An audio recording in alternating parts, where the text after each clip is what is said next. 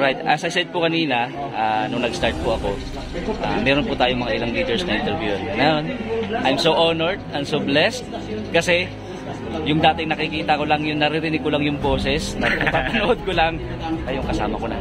Yun. Walang iba, one of our diamond leader dito po sa Live Good Philippines, DMW, walang iba si Coach Judah. Yeah. Hello, good morning.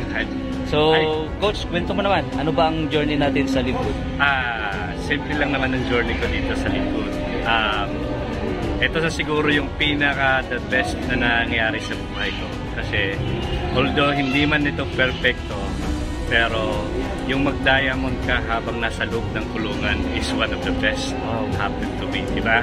So, sa tingin nyo ba kung gaano kahirap yung mag-market sa labas, paano pa kaya kahirap yung mag-market ka nasa loob ng kulungan? Dito na tayo. Go for diamond. Yeah. Grabe, very inspiring. Maraming salamat po, Coach, ha? Yes. Thank you so much sa anyway, last na lang. Paano mo nakilala si Live Good at how do you respond doon sa opportunity dahil kahit marami namang iba? Okay. Eto, nung first day ko na in-offer to sa akin at tinignan ko yung nag-investigate ako.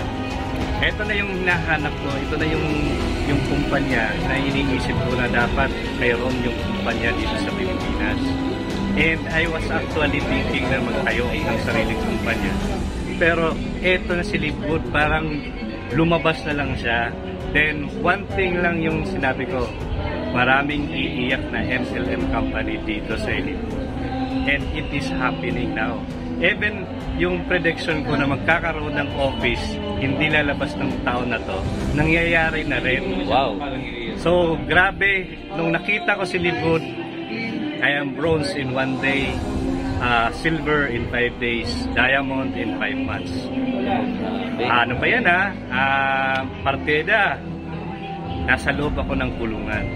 Mag-diamond ka sa loob ng kulungan, napakasarap. Napakahirap po niyang gawin, diba? Coach.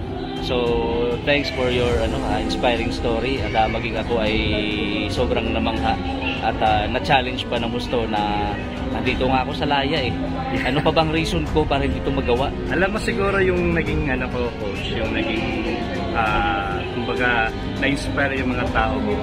Kasi the moment na nahihirapan na sila, kinakausap ko sila, gaano ba kahirap mag-market sa labas. Sabi niya, mahirap na mahirap. Sabi ko, pakibukas mo yung camera mo. Pakibukas mo at binuksan ko camera ko. Pinakita ko, nasa loob ako ng kapsel. O, diba? Sabi ng platinum ko sa Zamboanga, Coach, wala akong dapat ireklamo sa'yo.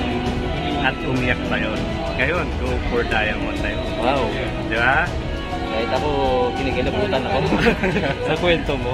So, diba? So, walang hirap, kasing hirap yung magma-market ka sa loob ng kulungan. Yeah. Nandyan yung galugad araw-araw, diba?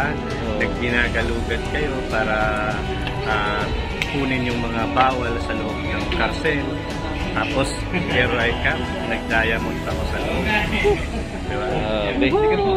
So, let's go for diamond. Kayang-kaya ko, yes. Kayang-kaya nyo rin. Yes. Diba? Walang reason. Walang reason para hindi kayo maging successful sa Live Good.